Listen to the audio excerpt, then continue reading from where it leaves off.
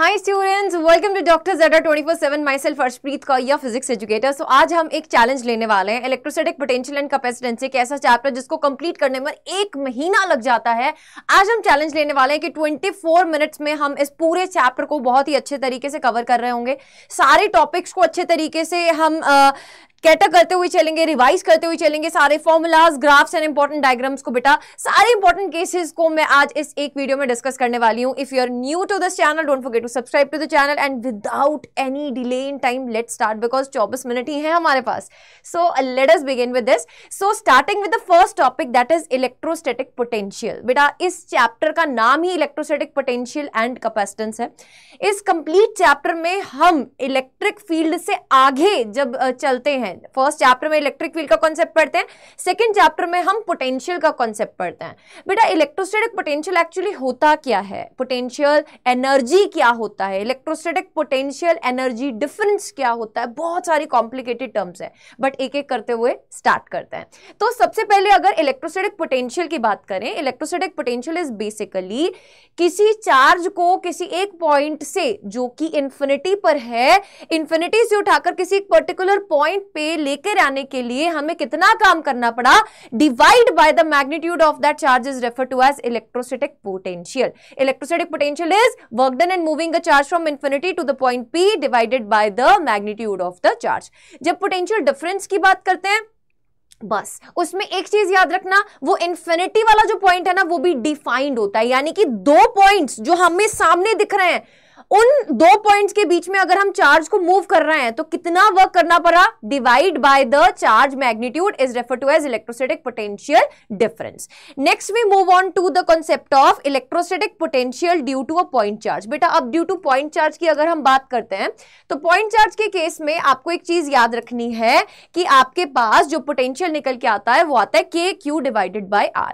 किसी एक point charge की वजह से R डिस्टेंस दूर किसी P पॉइंट पर कितना पोटेंशियल है, that is KQ divided by R, where K is electrostatic constant and R is the distance of that point with respect to the centre of the point charge. अब बेटा आपके पास जो potential होती है ना, वो एक स्केलर क्वांटिटी होती है, इसके यूनिट्स होते हैं जूल्स पर coulomb. Joules is basically the SI unit for energy, work, and coulomb is basically the SI unit for the charge, right.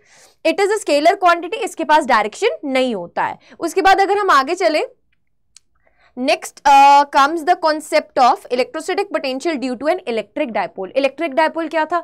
Combination of positive and negative charge separated by some small distance is referred to as electric dipole. अब उसी electric dipole की वजह से अगर आप electric field निकालना सीखें तो वो हमने चैप्टर 1 में कहानी पढ़ रखी है। बेटा डिटेल्ड लेक्चर्स चाहिए तो प्लेलिस्ट जाकर जरूर से देखिए, प्रारंभ बैच ऑलरेडी चल रहा है जिसमें डिटेल में ये सब चीजें आपको पढ़ाई गई हैं, ठीक है।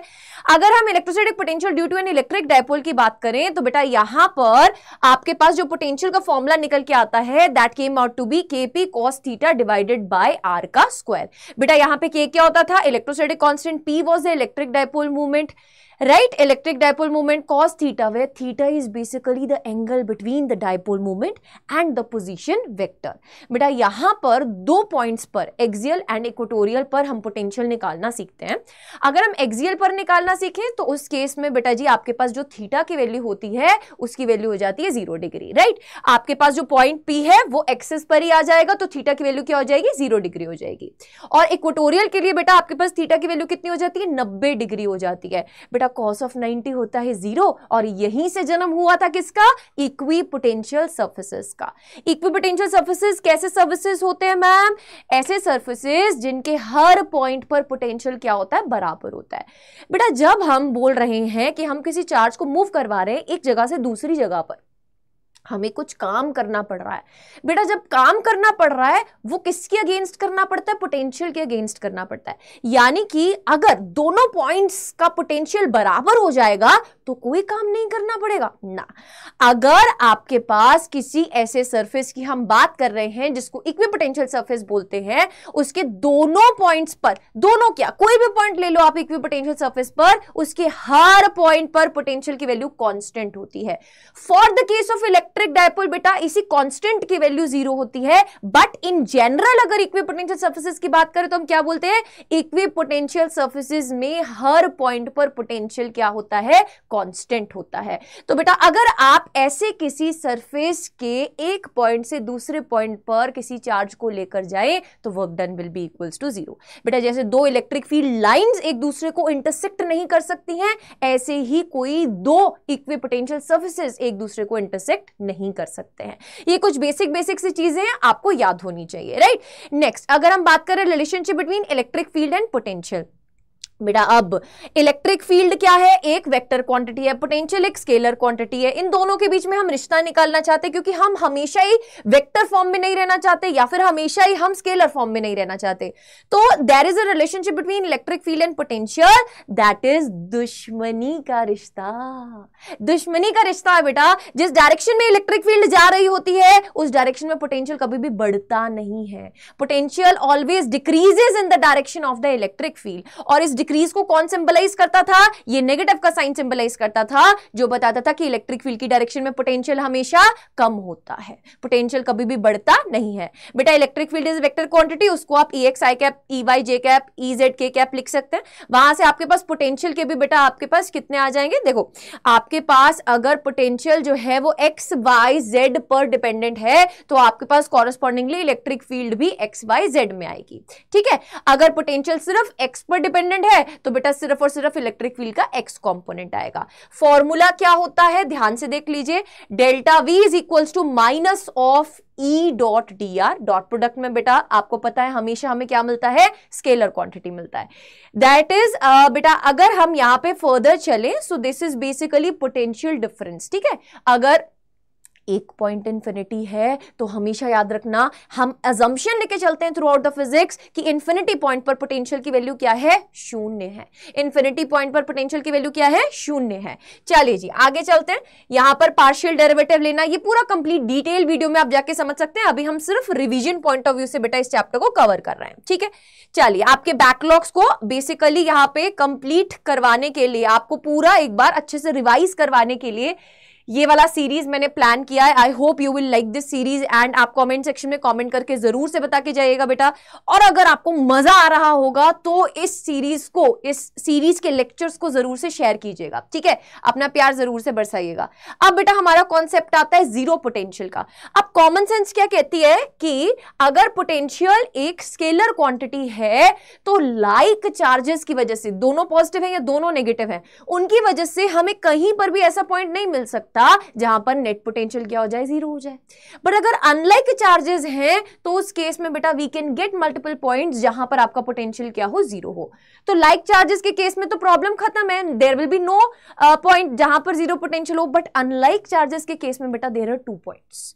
सुनिएगा मेरी बात ध्यान से, एक इनसाइड पॉइंट एक आउटसाइड पॉइंट। इनसाइड पॉइंट के लिए बेटा फॉर्मूला क्या रहता है, Q2 into R, where R is the distance between the two charges divided by Q1 plus of Q2। और बेटा आउटसाइड पॉइंट के लिए अगर कोई B पॉइंट है, आउटसाइड पॉइंट के लिए फॉर्मूला क्या रहता है, B is equals to Q1 into R, where R is again the distance between the two charges divided by Q1 minus Q2। Outside point के लिए बेटा Q1 minus Q2 होता है और ऊपर क्या रहता है आपके पास, Q1 रहता है, ठीक है। चलिए आगे चलते हैं। Next, potential of a charge conducting sphere. अब बेटा जब कंडक्टिंग बोल दिया तो चार्ज हमेशा सरफेस पर बैठेगा, चार्ज कभी भी इनसाइड नहीं जाएगा, चार्ज हमेशा कहां पे बैठेगा, सरफेस पे बैठेगा। तो बेटा जब चार्ज सारा का सारा सरफेस पर है, कंडक्टिंग स्फीयर है जिसका रेडियस कैपिटल R है, तो बेटा हम यहां पर अगर पोटेंशियल निकालेंगे किसी भी इनसाइड पॉइंट पर तो वो किसके इक्वल होगा, जितना पोटेंशियल सरफेस पर है। Potential remains constant with respect to some inner point till surface. Surface तक बेटा क्या रहता है, कांस्टेंट रहता है। उसके बाद बेटा it is inversely proportional to R, KQ/R formula आता है, इनवर्सली प्रोपोर्शनल टू R। आप अंदर देख सकते हैं पोटेंशियल कांस्टेंट रहता है, बाहर आते आते बेटा इनवर्सली प्रोपोर्शनल टू R हो जाता है। वहीं पर अगर मैं potential due to a non conducting sphere की बात करूं, नॉन कंडक्टिंग मतलब चार्ज अंदर जा सकता है, चार्ज अंदर जा सकता है तो उस केस में इनसाइड का पोटेंशियल चेंज होगा, आउटसाइड का, सरफेस का पोटेंशियल अगेन बेटा सेम ही रहेगा जैसा कि हम ऑलरेडी पढ़ते हुए आ रहे थे, ठीक है। आउटसाइड के लिए KQ/R ही रहेगा, ठीक है, इनवर्सली प्रोपोर्शनल टू R रहेगा। सरफेस के लिए बेटा यही स्मॉल r की वैल्यू कैपिटल R के बराबर हो जाएगी। और इनसाइड पॉइंट के लिए ये कॉम्प्लिकेटेड फॉर्मूला हम कैसे याद रखें, चलो आ जाओ फटाफट से याद कराती हूं। KQ/R याद था आपको, ठीक है। अब बेटा ये तीसरा पॉइंट है, पेचीदा पॉइंट है, इनसाइड पॉइंट है, यहां पर तो पोटेंशियल भयानक है ही है। तो हमने क्या किया, के क्यू तक तो ठीक था, के की value 1/4 pi epsilon not substitute कर रखी है, के क्यू तक तो ठीक था, बट कैपिटल आर का ना बेटा क्या आ गया, क्यूब आ गया। अब यहां क्यूब आया है तो उससे ऑपोजिट न्यूमरेटर में क्या आ जाएगा बेटा, क्यूब आ जाएगा, 3 आ जाएगा, ठीक है, 3 आ जाएगा। साथ में आएगा बेटा आर का स्क्वायर। अब बैक काउंटिंग करो, आर का स्क्वायर, 3 के पीछे क्या आता है, बैक में चले तो क्या आता है, 2 आता है बेटा। इधर 2 है तो नीचे अगेन क्या आएगा, 2 आएगा। और सेम ही बेटा आपके पास माइनस ऑफ स्मॉल आर का स्क्वायर डिवाइडेड बाय 2 आ जाएगा, ठीक है। अब अगर आप किसी सेंटर पॉइंट पे आना चाहते हैं तो बेटा आपको इसी आर की वैल्यू, स्मॉल आर की value which is variable, small R क्या है, वेरिएबल है, तो बेटा इसी स्मॉल आर की वैल्यू को क्या करना पड़ेगा, 0 करना पड़ेगा। जब आप सेंटर पर आ गए, स्मॉल आर की वैल्यू 0 हो गई, उस केस में बेटा जी आपके पास फॉर्मूला क्या आ जाएगा, के क्यू डिवाइडेड बाय, देखो अब अगर आप इसकी वैल्यू को सब्स्टिट्यूट कर दोगे 0 तो आपके पास वैल्यू आएगी के क्यू 3/2 और डिवाइडेड बाय क्या आ जाएगा बेटा जी, आपके पास आर आ जाएगा। और उसी वैल्यू को अगर आप कंपेयर कर रहे होंगे तो आप ध्यान से देखिएगा, K Q by capital R is the value of potential at the surface. तो सेंटर पर जो वैल्यू आती है वो 1.5 गुना 1.5 टाइम्स यानी कि 3/2 टाइम्स होती है the value of potential at the surface. तो सेंटर पर वैल्यू जो रहती है बेटा वो क्या रहती है, मैक्सिमम रहती है। सेंटर पर वैल्यू क्या रहती है, मैक्सिमम रहती है। सेंटर से वैल्यू ड्रॉप होती रहती है, सरफेस तक ड्रॉप होती है, उसके बाद बेटा इनवर्सली प्रोपोर्शनल टू और फिर तो गिरती ही रहती है, ठीक है। सेंटर पर वैल्यू नॉन कंडक्टिंग स्फीयर के केस में क्या होती है, मैक्सिमम होती है। चलिए आगे बढ़ते हैं। नेक्स्ट हम बात करेंगे किसका, इलेक्ट्रोस्टैटिक पोटेंशियल एनर्जी का। इलेक्ट्रोस्टैटिक पोटेंशियल खत्म, अब एनर्जी की बात करते हैं। एनर्जी क्या होता है बेटा, this is basically the work done. तो जितना भी फॉर्मूला भी पढ़ रहे थे उसमें जो वर्क डन था वो किसकी फॉर्म में स्टोर हो रहा है, इलेक्ट्रोस्टैटिक पोटेंशियल एनर्जी के फॉर्म में स्टोर हो रहा है। Whenever we are working against the nature laws, nature laws के अगेंस्ट काम करना मतलब नेचर क्या चाहती है, अर्थ क्या चाहती है, धरती माता क्या चाहती है कि तुम डाउन टू अर्थ रहो। बट अगर बेटा ये पेन हवा में उड़ रहा है, लेट सपोज मैंने इसको हवा से छोड़ दिया, तो बेटा ये क्या करेगा, नीचे की तरफ फॉल करेगा। धरती माता चाहती है ना कि डाउन टू अर्थ रहे। तो बेटा अगर मैं नेचर के अगेंस्ट काम कर रही हूं तो मैं पोटेंशियल एनर्जी बढ़ा रही हूं। हमेशा याद रखना, पॉजिटिव पॉजिटिव रिपेल करता है। अगर हम पॉजिटिव पॉजिटिव को पास लाएं तो बेटा हम काम कर रहे हैं, we are doing work done. So ये ओवरऑल सिस्टम की पोटेंशियल एनर्जी को क्या करता है, बढ़ा देता है, इंक्रीज कर देता है, ठीक है। चलिए सो बेटा डेल्टा यू यानी कि change in energy is basically work done. अब बेटा जितना भी ये काम हो रहा है ना, इसको हमेशा याद रखना कैसे करना है, slowly slowly slowly slowly slowly slowly, यानी कि विदाउट एक्सेलरेशन। कुछ भी बेटा स्पीड में चेंज नहीं आना चाहिए। ओवरऑल आपके पास जो एनर्जी रहनी चाहिए वो कांस्टेंट रहनी चाहिए। अब electrostatic potential energy for 2 point charge system की बात करें तो बेटा आपके पास फॉर्मूला क्या निकल के आता है, के Q1 Q2 divided by R12। First charge को लेकर आने में कोई काम नहीं करना पड़ता, सेकंड को जब लेकर आते हैं तो फर्स्ट की फील्ड के अगेंस्ट काम करना पड़ता है। I hope you remember all these things. And अगर आपको बेटा इसमें नंबर ऑफ टर्म्स निकालनी है, कितनी नंबर ऑफ टर्म्स आएंगी, तो NC2 वाला फॉर्मूला आप इसमें अप्लाई कर देते थे, ठीक है। चलिए आगे चलेंगे। Electrostatic potential energy for a 2 point charge system in the external field. बेटा जब आपके पास चार्जेस को किसी एक्सटर्नल फील्ड में रखा गया है तो बेटा यहां पर आपको एक चीज मेक श्योर करनी है कि आप ये याद रख रहे हैं कि जब एक्सटर्नल फील्ड का कॉन्सेप्ट आता था तो उसमें जब पहले चार्ज को भी लेकर आ रहे होते थे ना, उसमें भी वर्क डन करना पड़ता था, क्योंकि अब एक्सटर्नल फील्ड के अगेंस्ट हम उस चार्ज को लेकर आएंगे। तो यहां पर फर्स्ट चार्ज और सेकंड चार्ज के केस में एक एडिशनल टर्म आती थी पोटेंशियल एनर्जी के फॉर्मूला में, that was basically the work done against the external field, यानी कि बेटा Q1 into VR1 plus Q2 into VR2, और ये तो बेटा के Q1 Q2 divided by R12 क्या था, इंटरैक्शन एनर्जी थी, ठीक है। चलिए आगे बढ़ते हैं। Electrostatic potential energy of an electric dipole. Electric dipole के केस में फॉर्मूला होता था U is equals to P vector dot of E vector. इस केस में बेटा जी आपको याद रखना है, जब यूनिफॉर्म इलेक्ट्रिक फील्ड में हम इलेक्ट्रिक डायपोल को प्लेस करते हैं तो इन दैट पर्टिकुलर केस इसके ऊपर नेट फोर्स की वैल्यू 0 आ जाती है, बट ये जो दोनों फोर्सेस हैं इनका लाइन ऑफ एक्शन सेम नहीं होता, तो ये रोटेट करने लगते हैं, ये कपल बना लेते हैं, जिसकी वजह से बेटा हम टॉर्क की वैल्यू भी निकालते थे। टॉर्क आता था PE sine of theta first chapter में पढ़ा था। अगर एनर्जी की बात करें तो एनर्जी की वैल्यू आती है minus of P vector dot of E vector. बेटा यहाँ पे दो केसेस आते थे, अगर डाइपोल अलाइन हो जाए in the direction of electric field तो स्टेबल इक्विलिब्रियम, अगर इलेक्ट्रिक फील्ड से ऑपोजिट डायरेक्शन में अलाइन हो जाए तो अनस्टेबल इक्विलिब्रियम। Theta 0 theta 180। बेटा जब थीटा 0 है, स्टेबल इक्विलिब्रियम है, उस टाइम पर एनर्जी क्या होगी? मिनिमम होगी। बेटा जब स्टेबिलिटी है ना, उस टाइम पर एनर्जी क्या होगी? मिनिमम होगी। और जब अनस्टेबल स्टेज है तो उस टाइम पर एनर्जी क्या होगी? मैक्सिमम होगी। तो प्लस ऑफ पीई, ठीक है, plus of PE. Work done in rotating the electric dipole, बेटा PE cos of theta 1 minus cos of theta 2। जब यहां पर प्लस करोगे ना, याद रखना, जब यहां पर प्लस करोगे, बेटा जिस जिस चीज पे एम्फसाइज करके बोल रही हूं दिमाग में घुसाते जाओ। जब यहां पर प्लस करोगे तो यहां पर आपके पास इनिशियल एंगल आएगा, ठीक है। चलिए आगे आ जाइए। इलेक्ट्रोस्टैट्स ऑफ कंडक्टर, बेटा कंडक्टर के अंदर इलेक्ट्रिक फील्ड एग्जिस्ट नहीं कर सकती है। इलेक्ट्रिक फील्ड लाइंस हमेशा 90 डिग्री के एंगल पर होती हैं।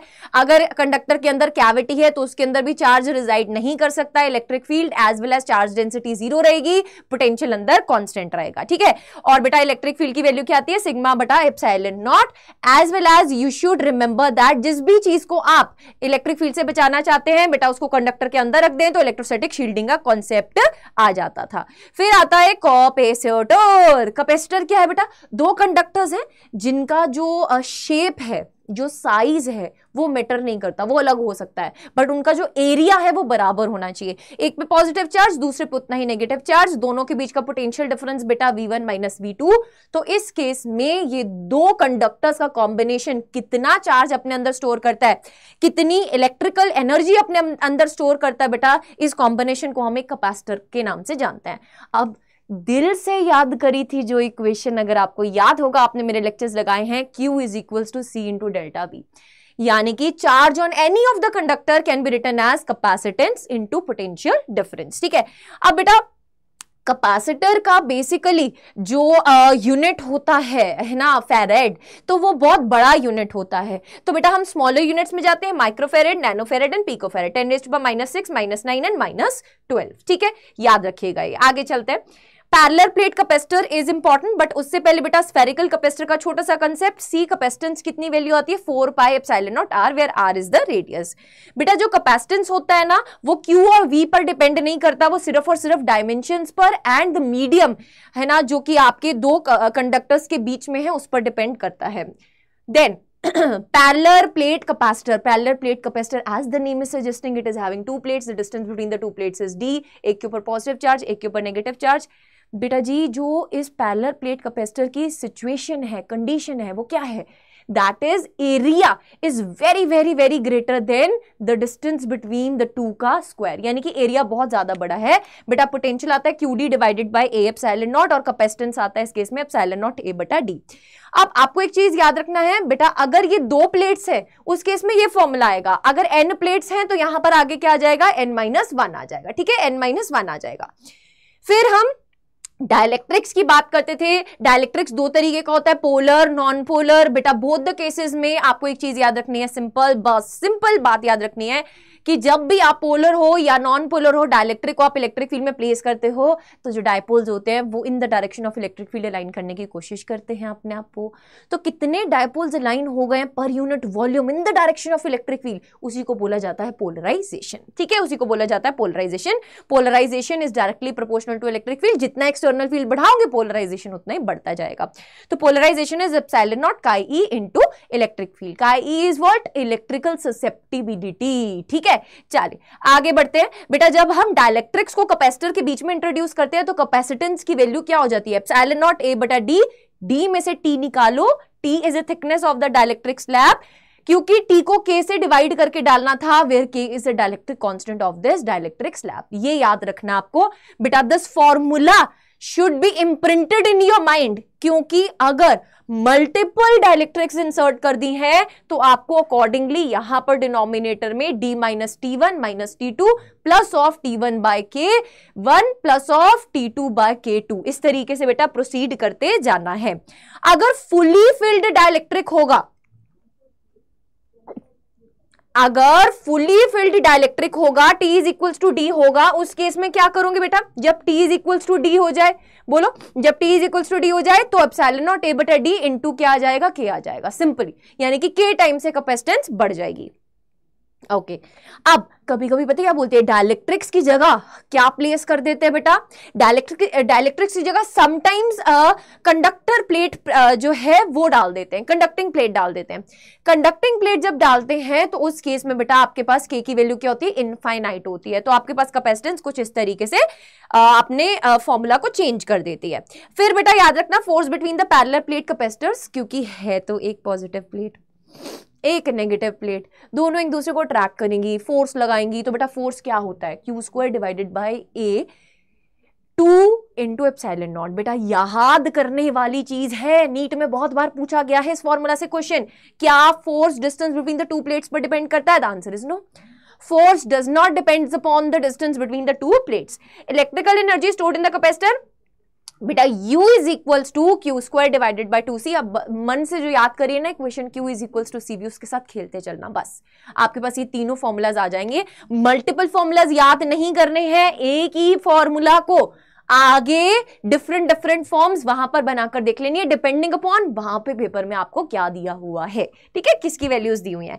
Next, energy and energy density of a parallel plate capacitor. Energy की वैल्यू कितनी आती है बेटा आपके पास, बोलो, हाफ एप्सिलॉन नॉट ई का स्क्वायर ए इंटू डी। अगर एनर्जी डेंसिटी निकालनी है तो ये ए इंटू डी क्या है बेटा, वॉल्यूम है, इसको नीचे भेज देना, हाफ एप्सिलॉन नॉट ई का स्क्वायर। बेटा सीरीज में कैपेसिटेंस कम होती है, पैरेलल में बढ़ जाती है, ये चीज आपको याद रखनी है। शेयरिंग ऑफ चार्जेस क्या होता है, बोलो, शेयरिंग ऑफ चार्जेस क्या होता है?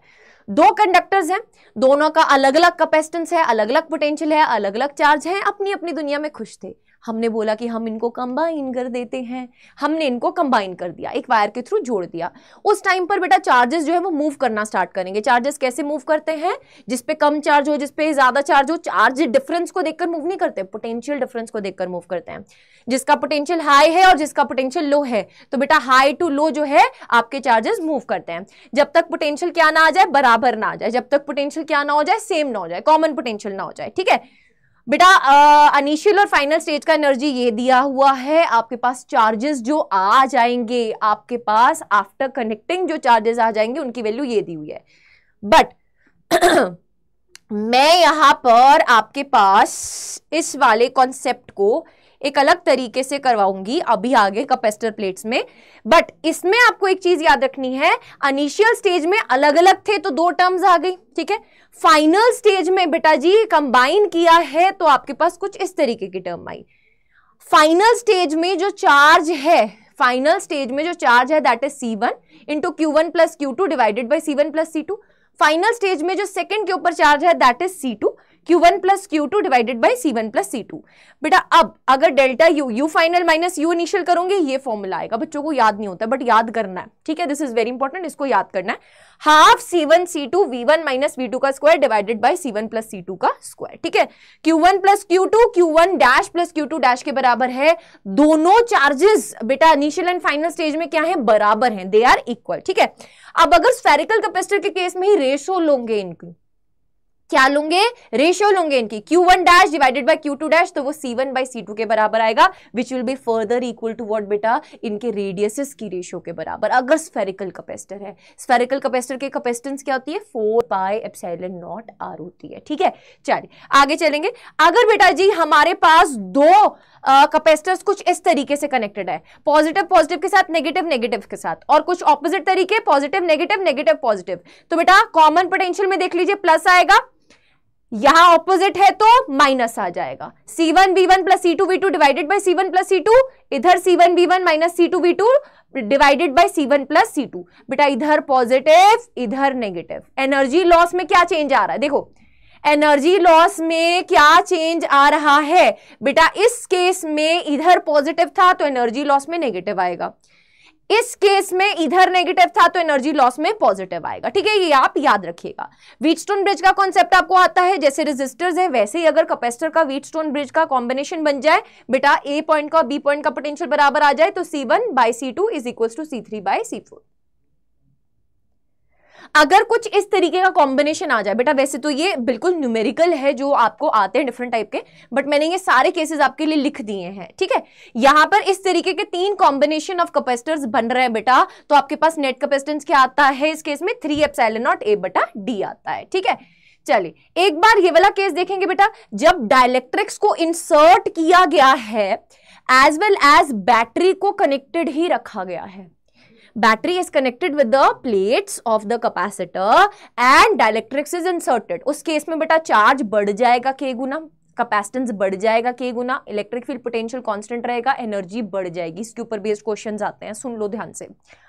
अगर डाइलेक्ट्रिक्स को इंसर्ट किया गया बट बैटरी को उस टाइम रिमूव कर दिया गया, तो उस टाइम पर बेटा कैपेसिटेंस क्या हो जाएगा, बढ़ जाएगा, चार्ज रिमेन्स कांस्टेंट, पोटेंशियल और as well as electric field कम हो जाएगा, एज वेल एज बेटा आपके पास जो एनर्जी है वो भी k गुना से रिड्यूस हो जाएगी। ठीक है, वो भी k गुना से रिड्यूस हो जाएगी। चलिए नेक्स्ट, मल्टीपल डाइलेक्ट्रिक केस। बेटा जब D डिवाइड होता है ना, जब distance between the two plates divide होता है तो सीरीज कॉम्बिनेशन, जब एरिया डिवाइड हो रहा है तो पैरेलल कॉम्बिनेशन। ठीक है, इस केस में K इक्विवेलेंट कैसे निकालते हो, समीशन ऑफ D लेते हो, divide by summation of D by K करते हो। पैरेलल कॉम्बिनेशन में बेटा ऊपर summation of K times the area होता है एंड नीचे बेटा आपके पास समीशन ऑफ A आता है। तो कुल मिलाकर आपके पास इस तरीके के फॉर्मूलाज बनते हैं इस पर्टिकुलर केस में। आई एम होपिंग दैट कि आपको आ रहा है बहुत ही मजा, और इसी के साथ हमारा ये चैप्टर होता है फिनिश और हमने पूरा कंप्लीट रिवीजन कर लिया है। एंड 2 मिनट ऊपर गए हैं, माफी चाहेंगे आपसे, बट यार बहुत मजा आया यार। And through out I am hoping कि आपने इस पूरे चैप्टर को अच्छे से रिवाइज किया होगा। अगर आपको ये वाले नोट्स चाहिए तो आप जरूर से मैम को मेल कीजिए, है ना, on this official email ID that is arshpreet.singh@247.com। और इसी तरीके से अगर आप बाकी सारे चैप्टर्स को भी रिवाइज करना चाहते हैं धुआंधार तरीके से तो हमारे साथ जुड़ जाइए। और इन्हीं चैप्टर्स को अगर आप डिटेल में पढ़ना चाहते हैं तो बेटा इन दैट केस आप हमारे इस योद्धा फास्ट ट्रैक बैच में जरूर से ज्वाइन करें जो 18 सितंबर से स्टार्ट हो रहा है। और इसी एनर्जी के साथ अगर मैम की आर्मी में जुड़ना चाहते हैं और फिजिक्स पढ़ना चाहते हैं तो बेटा जी वैसे तो इस कंप्लीट बैच में फिजिक्स, केमिस्ट्री, बायोलॉजी सब कुछ करवाया जाएगा, बट अगर आप मैम की आर्मी का पार्ट बनना चाहते हैं तो प्रीत कोड यूज करके 40% ऑफ पाएं एंड योद्धा फास्ट ट्रैक बैच में आ जाएं। अगर आप NBTS यानी कि NCERT बेस्ड टेस्ट सीरीज में एनरोल करना चाहते हैं, so in that particular case also बेटा आप अड्डा 24/7 की ऐप डाउनलोड करके UG PG एंट्रेंस एग्जाम्स में नीट कैटेगरी में नीट ड्रॉपर में जाएंगे तो वहां पर आपको टेस्ट सीरीज में भी ये NBTS भी मिल जाएगी। ठीक है, go for it. And notes के लिए मेल जरूर से करना, और सेशन कैसा लगा कमेंट सेक्शन में कमेंट करके जरूर से बताना। Wish you good luck, stay tuned, don't forget to subscribe to the channel, press the bell icon. Wish you good luck, bye bye.